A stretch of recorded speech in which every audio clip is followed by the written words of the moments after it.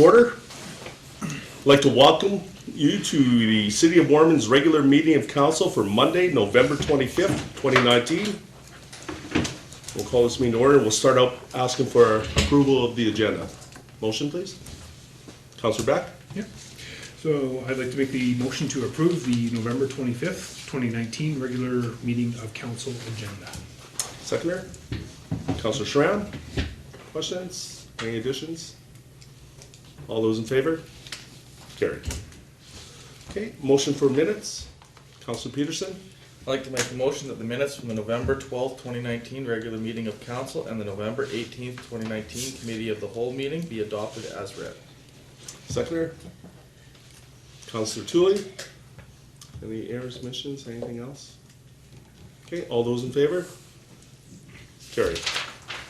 Okay, we'll move down to admin reports. We'll start out with finance manager, and it looks like you've got a few of these.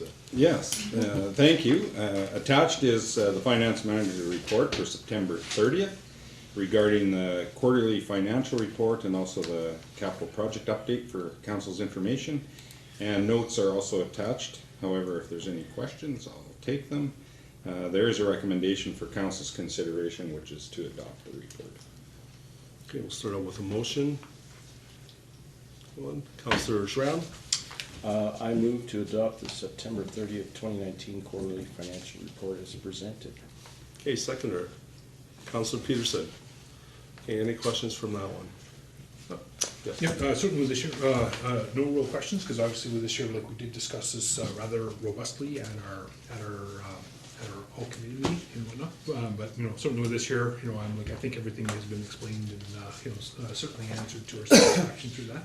So like everything that looked like it was out of ordinary, was certainly discussed. Okay. And yeah. Okay. Anything else? Okay. All those in favor? Carried. Okay, the capital report, I think. Capital project.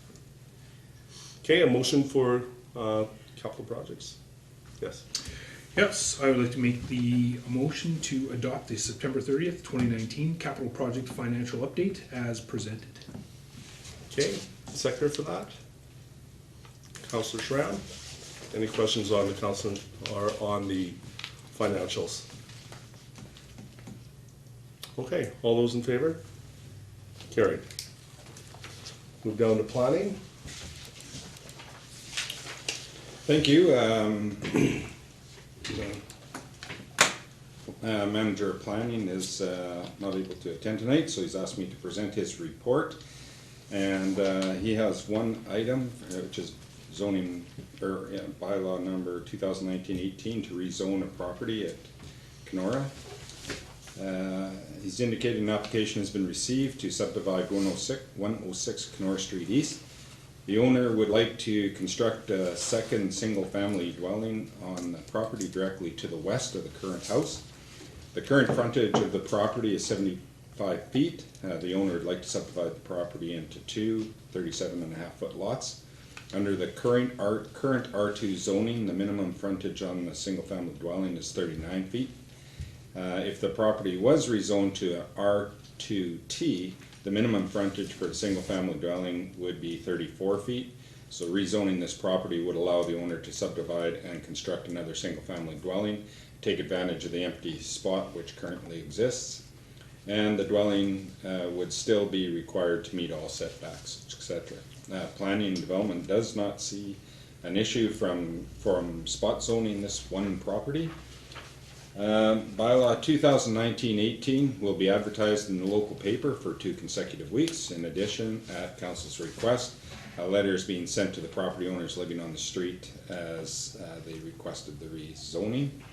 And so there is a recommendation that council give bylaw 2019-18 first reading with the intent to hold a public hearing.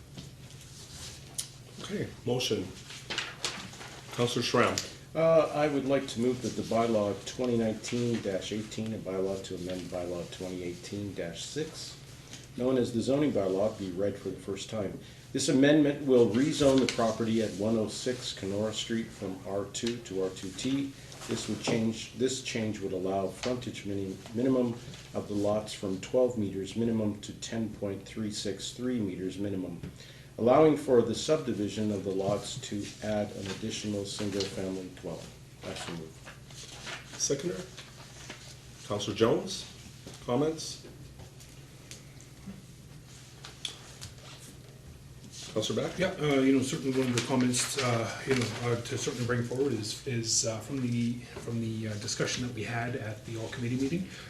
Certainly this year, the neighboring properties are going to be, contacted by letter. I did actually talk to our planning manager earlier this afternoon, and he had basically noted that that those letters are being sent out here just earlier today. So this year we are certainly seeking the public input, and this is just the first reading of it. Any other comments? Actually, one thing that I'd maybe just like to suggest is it necessary for both of the lots to be rezoned? Because the way the bylaw goes right now, we could leave one under the existing zoning and just change the other portion. I think they both have to be, because it is 39 feet is the minimum, and both of them will be now 37 and a half. They're dividing it right in half, so. But if they could keep one at 39, and they could do one at the remaining 36. Yeah, they could. I think this is what the proponent wanted to do, but certainly if that was a recommendation that you wanted to pass back, is to just do I think he wanted to have them both the same size rather than one smaller and one larger. I think he felt that it would be easier to sell that way, and I don't think he wants the smaller lot, but we can certainly have Brad check to see if that's an option, but this is the proposal that was presented. Councillor Beck? Yeah, so if I could just build off that, like hypothetically, if that change needed to be made, like that, there could be done at the second and the third reading. Let's say if we did get feedback to kind of support, let's say like them not being divided, perfectly in half, and one smaller, one larger, we can certainly do that. You'd make the amendment to that, yeah. And we can do Second. that. Okay. Second.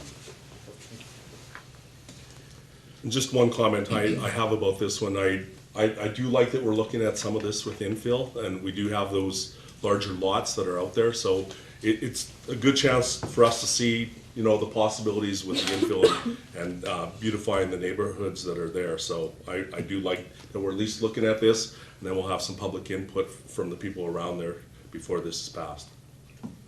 Any other final comments? Okay, all those in favor? Opposed? Carried. Okay, we'll move down to Economic Development Officer report. I'd like to declare an interest because I am a part owner of one of the companies in question.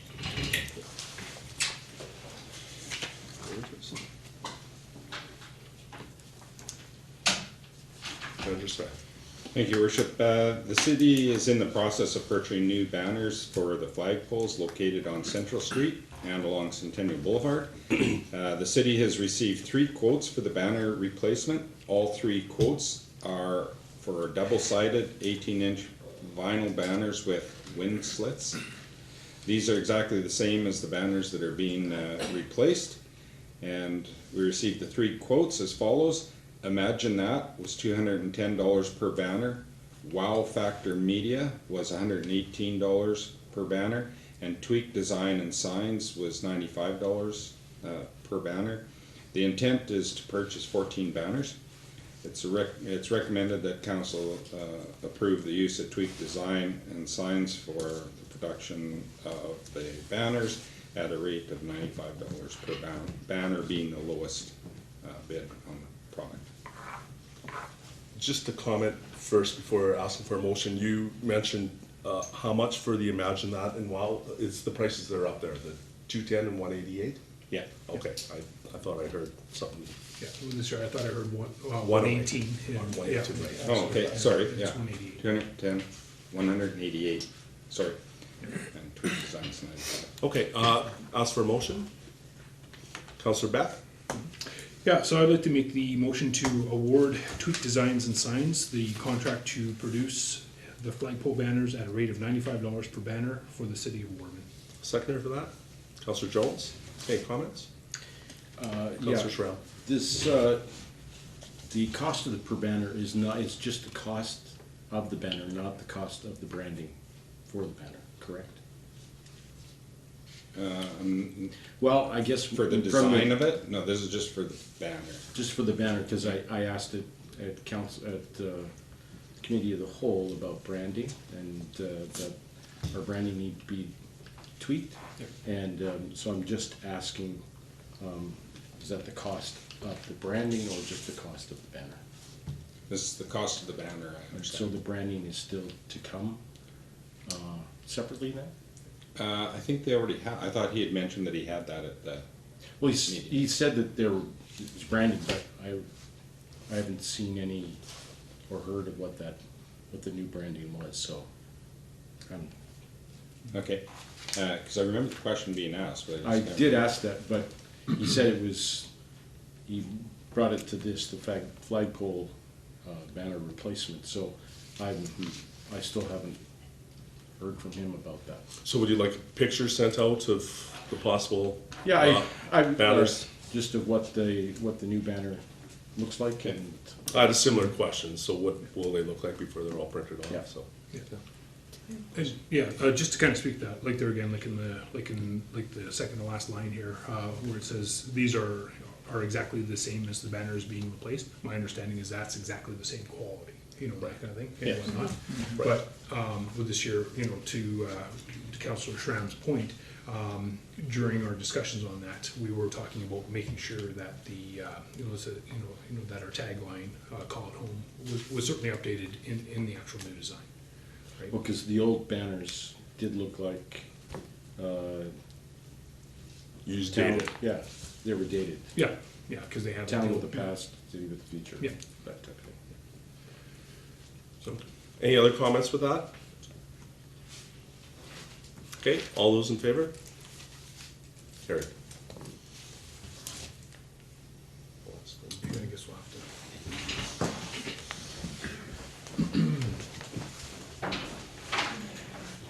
Sorry, what did you say the banner include? The design. Designs. Okay, motion to file admin Yeah, report. the branding and design. Do you want that to come to council for approval, the design? Yes. Councillor Tooley. I'll make a motion to file administration reports for November 25th, 2019 as presented. Seconder. Councillor Peterson. Okay, all those in favor? Carried. Okay, we'll move down to council and committee reports. The Mayor's got one resolution there. And the Housing Initiative Partnership, somebody would like to make that motion? Councillor Peterson? I'd like to make the motion that Mayor Spence attend the Saskatoon Housing Initiative Partnership Innovative Approaches to Housing and Homelessness Conference held on Thursday, November 21st, 2019. Okay, seconder for that. Councillor Beck? Okay, questions? All those in favor? Carried. Okay. And so we'll do council roundtable right now. Start with Councillor Shram. I don't have much to say, except that I did do a couple of visits to groups, one being the community band, and they were very appreciative of the visit, and they're thankful for monies that have been given to them through the lottery's grant for some of their equipment. It does cost an awful lot to run a band. There are different things that you have to buy and so forth, and so they're very appreciated. I also went to the farmers market, their meeting for the end of the year, and again, they were appreciative of the invite and the information, and they will be in contact with both groups. Other than that, I do have a question, and that is regarding the lawyering bylaw. Is that strictly enforced by our RCMP, or does our bylaw officer do some of that? It can be either. Is there a specific location that you're looking at that requires attention, or? Yes, up on the far corner of,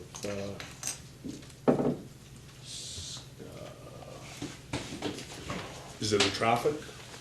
it's, well, there is loitering up at Weir Crescent, Weir, all around there. There's at least 8 vehicles, or 6 to 8 vehicles parked in a row. There, and the bylaw officer went around that area and didn't engage, well, went around, I didn't see him engage them at all, but he was in that area. So I was just curious as to how that is working. Again, there were other vehicles the night after that, so it is what it is. It gets a little bit intimidating when you have a group of vehicles that are just sitting there all by themselves with their lights on, idling, and you don't know what's going on. Again, I mean, I could count vehicles, but that's not my job. So it's just a matter of how are we following through with that bylaw. So, as I've mentioned, that in the bylaw, either one can enforce. For vehicles, when there's an assembly, we like to have the RCMP because we only have one bylaw officer on. And I'm sure that the bylaw officer would have reported that, but certainly anybody like yourself or anybody can phone up, the RCMP, leave a message that was there. They want to know kind of what time, that type of intel of what's happening, so that then they can go back and, whether the next night or if it was a Thursday night, then the next Thursday they can do that. So that's the information that we pass on to them. But I know that they don't really want the bylaw enforcement officer during the evening to engage when there's 8 vehicles. Yeah, so it was dark when I went by there. I was walking with my dog. I walk right by them. There is quite a bit of garbage up in the far corner where the vinyl fencing is from that. Where up in that far corner. Plastic trays that they do to do their I forget what they call it, but so it is quite concerning. I would imagine now that we're getting people living up there, that maybe the RCP can do some looking up there. I think my time was between 6 and 8 o'clock at night, and usually it's on the weekends, Friday night, Saturday night, Sunday. So it's usually Friday night is the big night, and I hate to be the one to ruin their time, but it's we do have that bylaw for a purpose, and just trying to figure out who it is that follows through with that.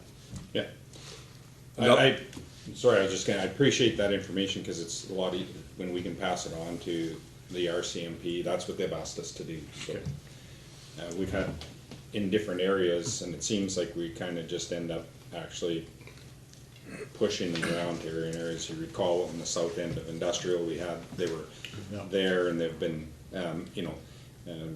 laying some fines, but also moving them out of that location. So now I guess they found another location. So they weren't noisy. It just feels just a little concerning when you have a group of cars in a row like that. You're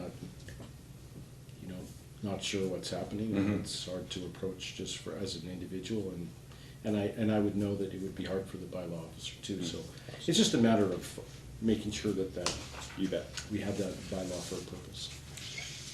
Another option too is reporting it through Crime Stoppers too, because then they're getting time and date.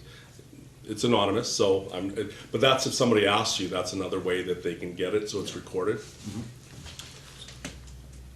Yes. So just a question on that. So, say like that Crime Stoppers, Yep. like report that goes in, like does that automatically get? Goes to transferred? Regina and then goes back to our Yeah. detachment, and our detachment has to answer back to it. Yes, what they've done with those things. Okay. Yeah, So that does, basically like generate a file each time that's kind of done that way? it does. And it can be done computer, texting, or there's many ways to do it. And anonymous again. And that's all I have from my report. Great, thank you. Councillor Peterson. Had the library board meeting last week, and one thing of note to mention is that they have decided to move forward on leasing a Xerox printer for the library.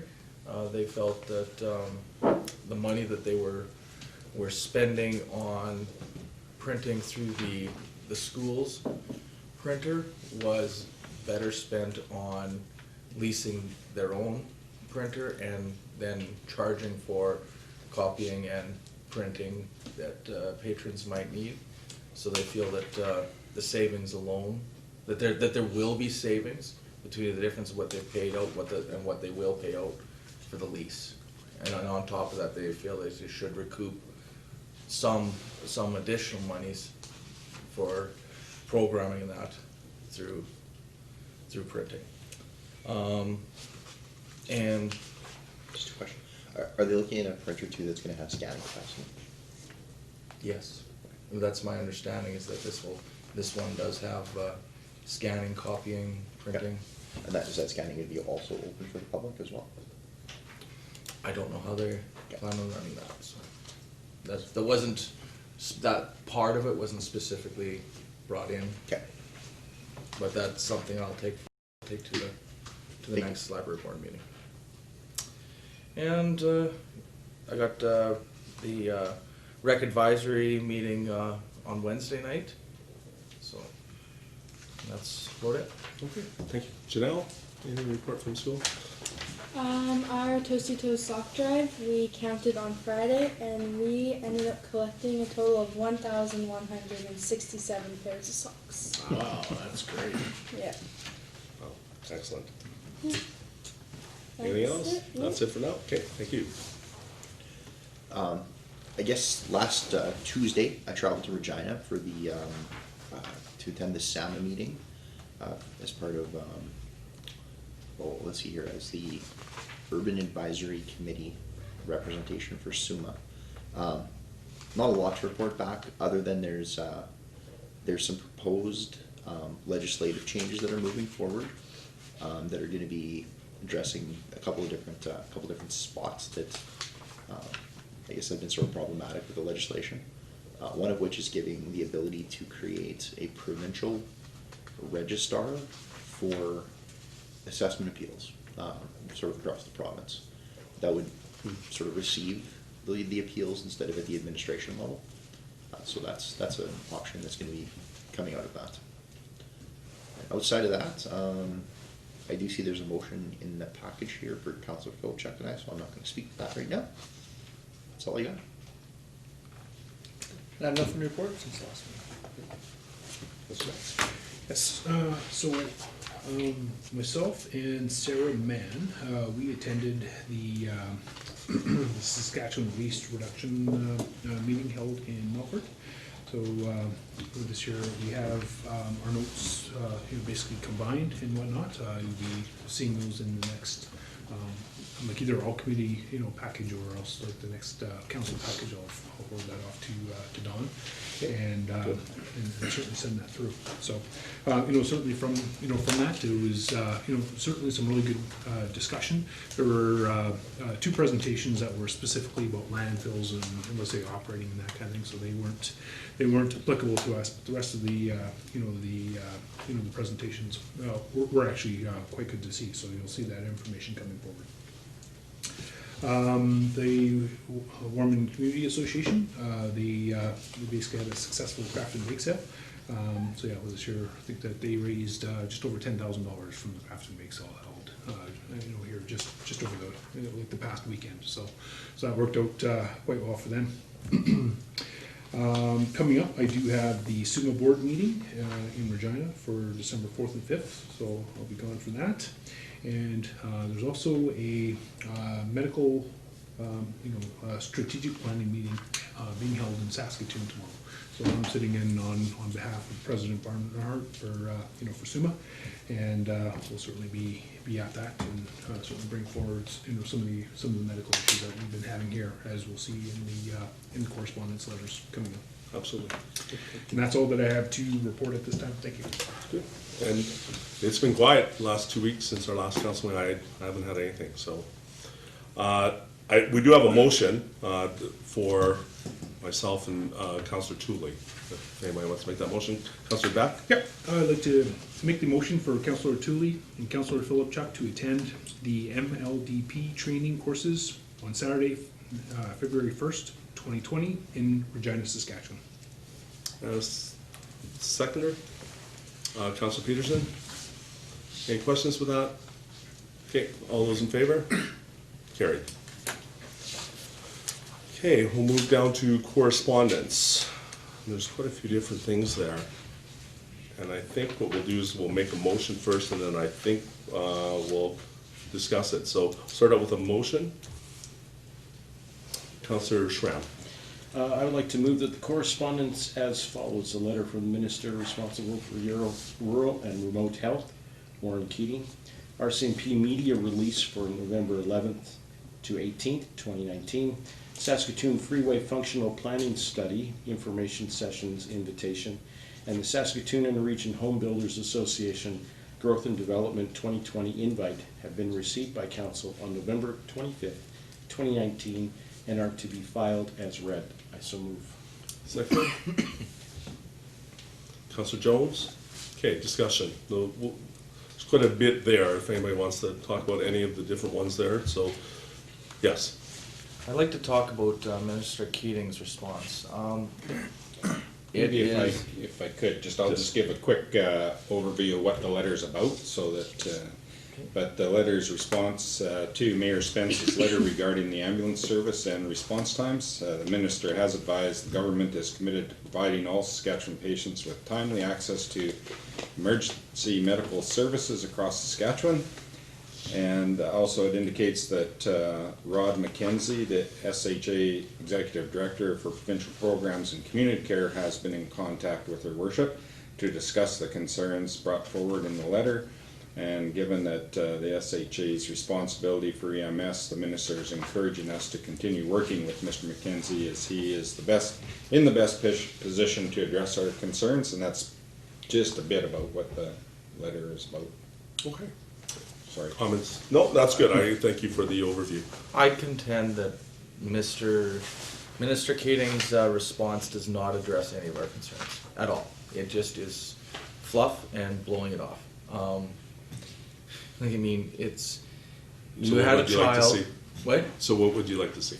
I would have liked to have seen that not just a flat out, we're not going to look at changing any of the Ambulance Act, but at least like to set up a meeting to see what your options that you'd like to see in that. But I think the way this is, it's just blowing it off, and I fear that at some day this blowing it off is going to result in someone's death. So what would you like to see done? What I think should be done is I think for locations like Warman that have trained firefighters that are capable of properly transporting someone in when there is no alternative, when there's no available ambulance that can be brought in a timely manner, when there is someone who is in dire need of immediate medical attention, that our firefighters could transport them, at least get them moving the right direction, and if an ambulance becomes available, meet and transfer along the way, but at least get them moving in the right direction. But by saying we are not going to open it up at all, we're not going to discuss it, it's eyes shut, I think they are ignoring what could be a potentially fatal and catastrophic error. Okay. Other comments about this? Yes, Yeah. Councillor Beck. So, you know, certainly with this year, you know, I'm like on one end, like I definitely agree with Trevor that it would have been nice to have, you know, let's say like the immediate, let's say resolution to, you know, to the problems here that we are having. What I am encouraged about is with this year, we basically have that contact. It's obviously now, you know, let's say something that Minister Kading is certainly aware of.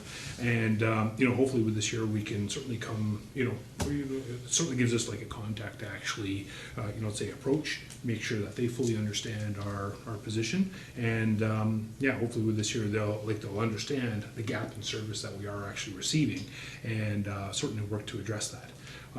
It might be a complicated thing for them to actually just open up the, so like the Ambulance Act and whatnot. But there again, this is something here that, that I can bring forward to, to the SUMA table as being a issue and concern for the Northwest SUMA region. So I just wanted to put on there that even though that there's been one outlet, certainly outlined here, it's not necessarily the only avenue. So like there again, I can certainly present this to the, to the SUMA board and basically, see what resources from SUMA can certainly be done to help us lobby for these changes. So, so I think it's basically just the start of a roadmap. I don't think it's, just a destination thing. I think it's certainly like a journey. Yeah. That we're on here. And I appreciate that's a good option, because ultimately they could probably give the legal background of opening the act and everything else that means when they're doing something like that. So it'd be good to get that insight instead of it's the one-offs. Yeah. Yes. And I want to clarify, I wasn't saying that they have to change the Ambulance Act. Like Councillor Beck said, they might not be able to, but we don't know that, and we don't know what's involved that unless, and I think if we had that opportunity to sit down and talk about it, we could learn some of that and see, but I think this letter kind of, it precludes us having some information, I guess. Other comments? I guess I look at who's all CC'd in here too, and it does elevate it up for sure by the bottom, seeing all the people that did get this correspondence and realizing that it's very exposed, and we weren't the only ones. This was something coming across. I know the CBC did a report too about Saskatoon and some of the challenges there, the lineup, so there's quite a few different impacts all the way through, and I think we've at least exposed it. And so I think that was the idea behind the letter that we agreed upon, and we're at that point, and I think if we're trying to move it up to the provincial level with SUMA, that helps us too, having that support around our council table and moving it forward. Other comments? Yes. I totally agree with you and Richard. And I understand the essence of the issue, but I think this letter does give us a bit of a roadmap on what's the next step and who to talk to, and I think jumping to the Ambulance Act is probably a little, I think you first have to go up the steps before you get what you need and what you want. So, I'm appreciative of the letter, and I think it gives us a way forward. Other comments with that one? Okay, anything with the RCMP media releases?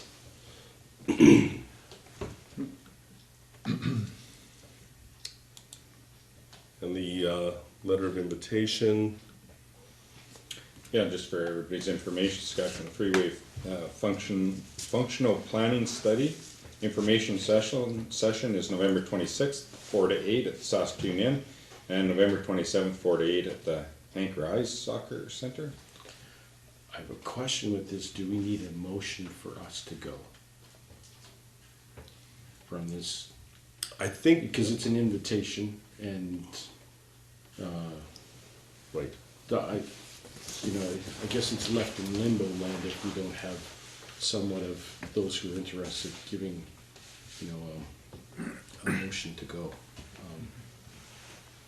I would suggest that since this has direct impact on Warman and its residents, that we should have at least one, if not two attendees, if there's that many interested. We do have a representative on this committee, which is her worship, and also I think is it the planning manager? Yes. Yeah. or both on the committee that, you know, developed this, and this is just to get it out to the public or anybody that wants to see it.